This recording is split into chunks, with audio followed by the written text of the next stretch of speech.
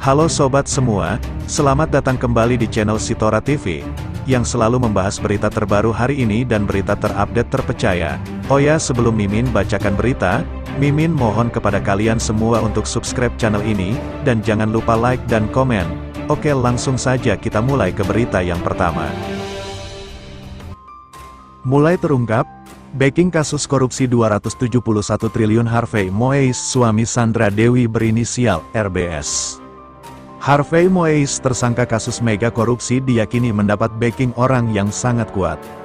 Suami dari artis Sandra Dewi itu diduga hanya operator lapangan kasus korupsi yang merugikan negara sebesar 270 triliun rupiah itu.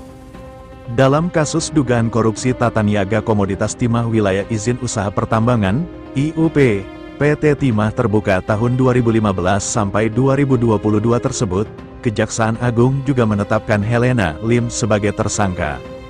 Tersangka yang disebut terakhir juga dikenal sebagai Crazy Rich Pantai Indah Kapuk, PIK. Sebutan itu muncul karena Helena punya rumah super mewah yang dilengkapi kolam renang besar di tengah rumah. Sejauh ini, Kejaksaan Agung telah menetapkan 16 tersangka dalam kasus tersebut, termasuk sejumlah mantan pejabat PT Timah. Kepala Divisi Hukum Jaringan Advokasi Tambang, Jatam, Muhammad Jamil menduga seluruh tersangka kasus PT Timah cuma sebagai operator saja. Kejaksaan Agung belum berhasil menangkap aktor intelektual dari kasus korupsi yang merugikan secara ekologis hingga 271 triliun tersebut. Aktor intelektual itu diduga kuat berinisial RBS yang saat ini dikabarkan telah kabur ke luar negeri. Sementara itu, Masyarakat Anti Korupsi Indonesia, MAKI, bakal mengajukan gugatan pra-peradilan ke Kejaksaan Agung. MAKI bahkan sudah melakukan somasi kepada Kejaksaan Agung. Pra-peradilan itu dilayangkan lantaran penyidikan tak kunjung mengusut RBS, sosok di balik Harvey Moise dan Helena Lim.